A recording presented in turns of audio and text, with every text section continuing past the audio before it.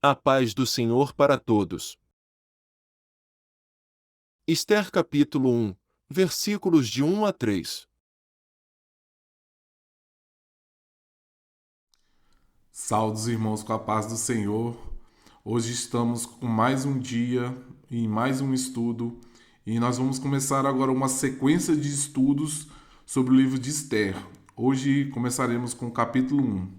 Vamos para o estudo. Foi no tempo de Xerxes, que reinou sobre 127 províncias, desde a Índia até a Etiópia. Naquela época o rei Xerxes reinava em seu trono na cidadela de Suzã. No terceiro ano do seu reinado, deu um banquete a todos os seus nobres e seus oficiais.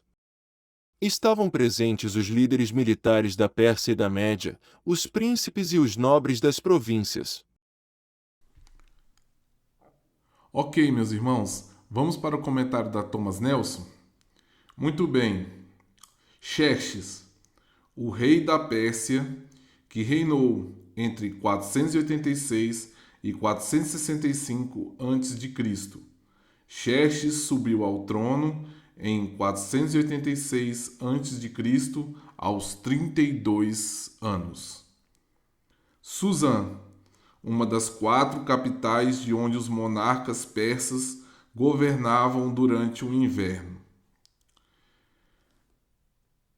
Xerxes oferece um banquete para todos os seus nobres, oficiais e líderes militares no terceiro ano de seu reinado. Isso corresponde perfeitamente ao tempo do Grande Conselho de Guerra em 483 a.C., feito com o objetivo de planejar e reunir apoio para a invasão da Grécia, atravessando o estreito entre a Turquia moderna e a Grécia. Ester capítulo 1, versículos de 4 a 12. Durante 180 dias ele mostrou a enorme riqueza de seu reino e o esplendor e a glória de sua majestade. Terminados esses dias, no jardim interno do palácio, o rei deu um banquete de 7 dias para todo o povo que estava na cidadela de Suzã, do mais rico ao mais pobre. O jardim possuía forrações em branco e azul, presas com cordas de linho branco, tecido vermelho ligado por anéis de prata em colunas de mármore. Tinha assentos de ouro e prata num piso de mosaicos de pórfiro, mármore, madreperola e outras pedras preciosas. Pela generosidade do rei, o vinho real era servido em grande quantidade, em diferentes taças de ouro. Por ordem real, cada convidado tinha permissão de beber conforme desejasse, pois o rei tinha instruído todos os mordomos do palácio que servissem à vontade. Enquanto isso, a rainha Vasti também oferecia um banquete às mulheres, no palácio do rei Xerxes. Ao sétimo dia, quando o rei Xerxes já estava alegre por causa do vinho, ordenou que os 7 oficiais que o serviam, Meumã, Bista, Arbona, Bigtar, Abagta, Zetar e Carcás, trouxessem à sua presença a rainha Vasti, usando a coroa real, para mostrar sua beleza aos súditos e aos nobres, pois ela era muito bonita. Quando, porém, os oficiais transmitiram a ordem do rei à rainha Vasti, esta se recusou a ir, de modo que o rei ficou furioso e indignado. Vamos ver o que a Thomas Nelson quer nos dizer? A rainha Vasti afronta Xerxes. Os eventos descritos nessa seção terão consequências de longo alcance. Até os poderosos atos do Deus na história redentora estão ligados através dos longos anos de história humana por uma cadeia de eventos comuns, insignificantes e comuns. A decisão involuntária de Xerxes desencadeia uma série de acontecimentos que culminarão na libertação do povo de Deus, cumprindo a promessa da antiga aliança feita muito tempo antes, em um lugar distante. Vasti se recusou a ir. Isso provoca a ira do rei. A recusa de Vasti em obedecer ao comando do marido deve ter sido extremamente embaraçoso no momento em que Xerxes estava tentando solidificar o apoio para sua disposição de ir à guerra. Mas se Vasti e Amestriz são a mesma mulher, ela estaria no último estágio de gravidez do filho de Xerxes. Independentemente de seus motivos, esse incidente envolvendo Vasti forneceu um contexto próprio para entender sua sucessão pela rainha Esther. Ambas as mulheres estão ligadas por um relacionamento com Xerxes, que tem uma responsabilidade política.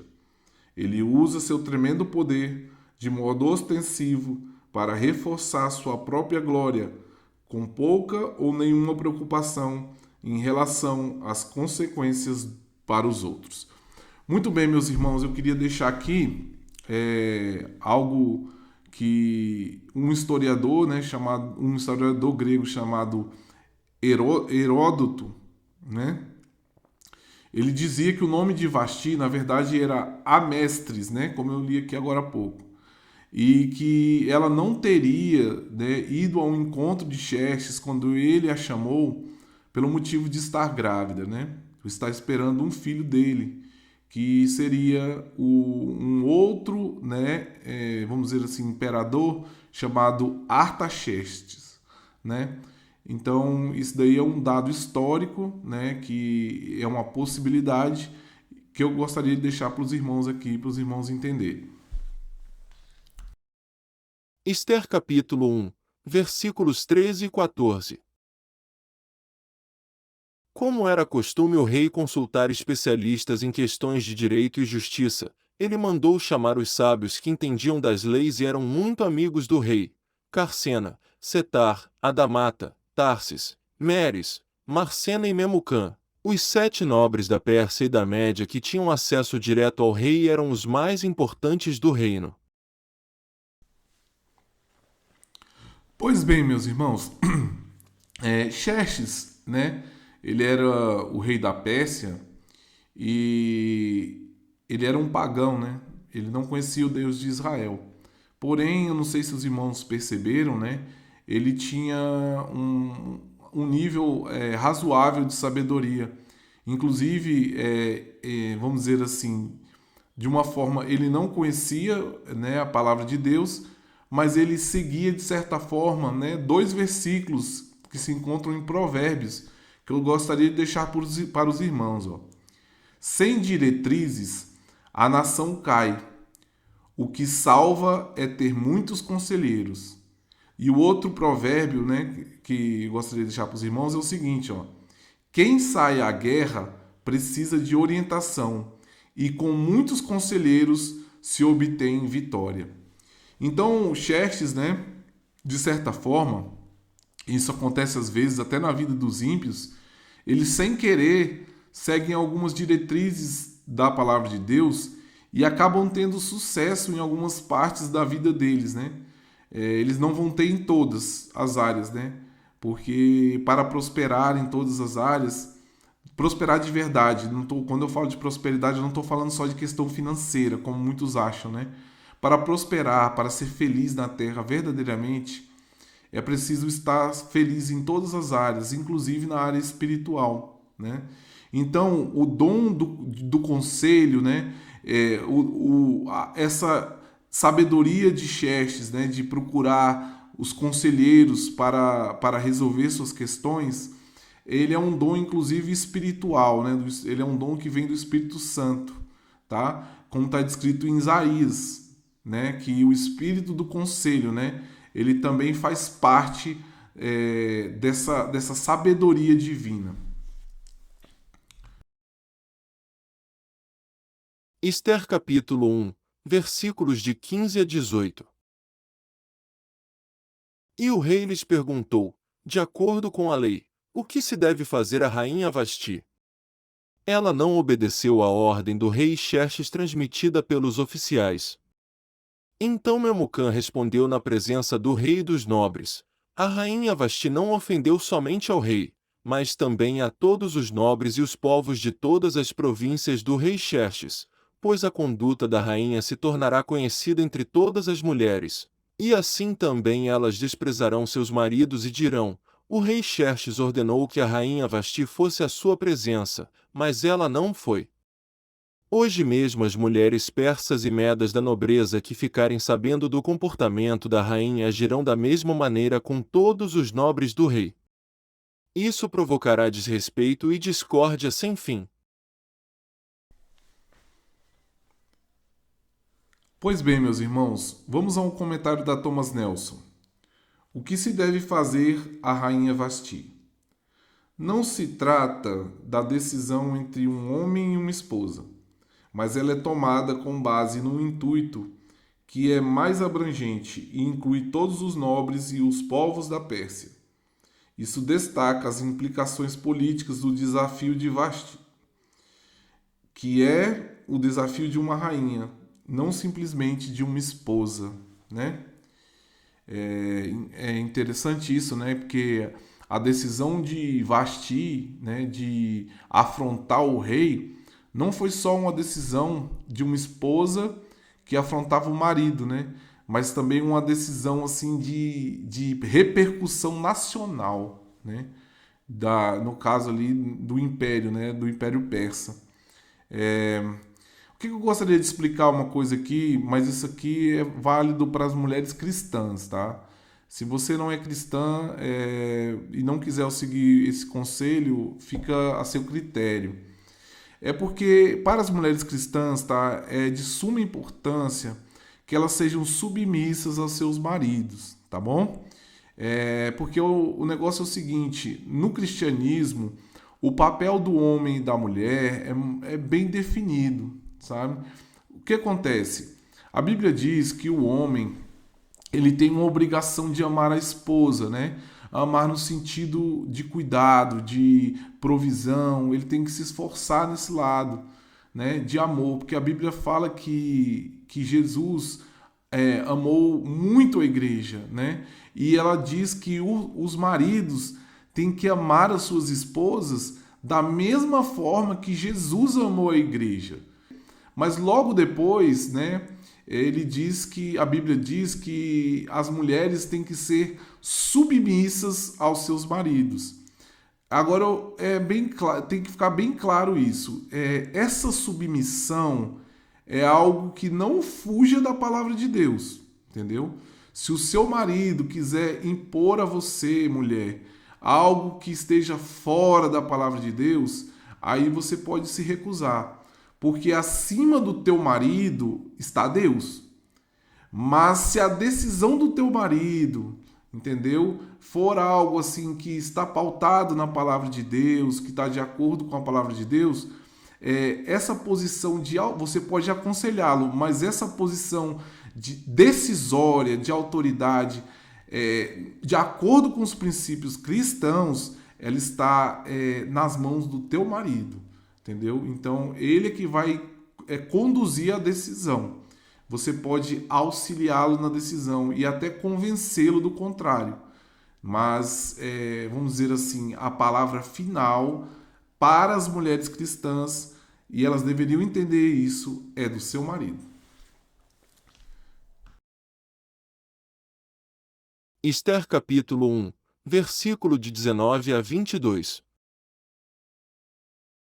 Por isso, se for do agrado do rei, que ele emita um decreto real, e que seja escrito na lei da Pérsia e da Média, que não se pode revogar, determinando que Vasti nunca mais compareça na presença do rei Xerxes.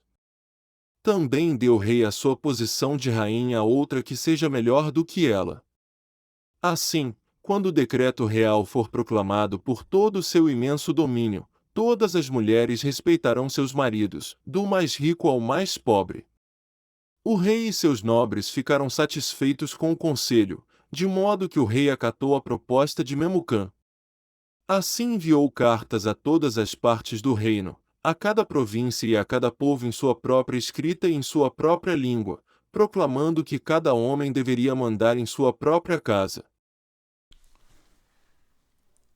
Ok, meus irmãos, vamos ao comentário da Thomas Nelson, ok? Em sua própria escrita e em sua própria língua. A ênfase nas muitas línguas do Império Persa é um elemento repetido ao longo da história. A escolha do idioma nos lares se tornou importante para manter a cultura e a religião. Em lares judeus espalhados por todo o império, os filhos de homens judeus estavam falando a língua de suas mães pagãs, uma situação que teve que ser corrigida para preservar a identidade da aliança. O uso do idioma do homem em sua casa implicava para os judeus que a esposa e os filhos deveriam se juntar à comunidade da aliança de Javé. Ao emitir um decreto abrangendo todas as partes do reino em todo o território do império e suas respectivas línguas, o rei, ironicamente, assegura o fortalecimento da comunidade judaica, em vez de conduzi-los à conformidade pagã que os seus conselheiros desejavam. Ok? Muito bem. Deixa eu explicar uma coisa para vocês, né? Por último, um versículo que se encontra em Efésios, ok? Versículos 22, capítulo 5, versículo 22 a 25. Mulheres, sujeitem-se cada um a seu marido, como ao Senhor, pois o marido é o cabeça da mulher, como também Cristo é o cabeça da igreja, que é o seu corpo, do qual ele é o Salvador. Assim, como a igreja está sujeita a Cristo, também as mulheres estejam em tudo sujeitas a seus maridos. Maridos, amem cada um a sua mulher, assim como Cristo amou a igreja e entregou-se por ela para santificá-la, tendo-a purificado pelo lavar da água mediante a palavra. Certo? Então, meus irmãos, isso fica bem claro, né, aqui, né? Agora vamos falar sobre as atitudes feministas, ok? As atitudes feministas, né, de querer se impor ao homem, você pode seguir se você quiser, faça o que você quiser da sua vida, mas as mulheres cristãs não devem seguir esses princípios, ok? Se você é uma mulher cristã, não siga esses princípios. Eles não são bíblicos. Você não estará agradando a Deus fazendo isso. Preste muita atenção no que você está fazendo, porque nós cristãos temos que seguir a Bíblia, a palavra de Deus. E se a palavra de Deus diz o que é certo, a gente tem que fazer o que é certo. E se não está na palavra de Deus e está errado, nós não podemos praticar. Então, preste atenção no que vocês andam fazendo, ok? Sejam fiéis à palavra de Deus, sejam fiéis a seus maridos. E maridos, a mesma coisa, tá? Amem suas esposas, entendeu? Pois bem, meus irmãos, por hoje é só. E essa é a palavra que eu gostaria de deixar para os irmãos. E até a próxima. Fiquem com Deus.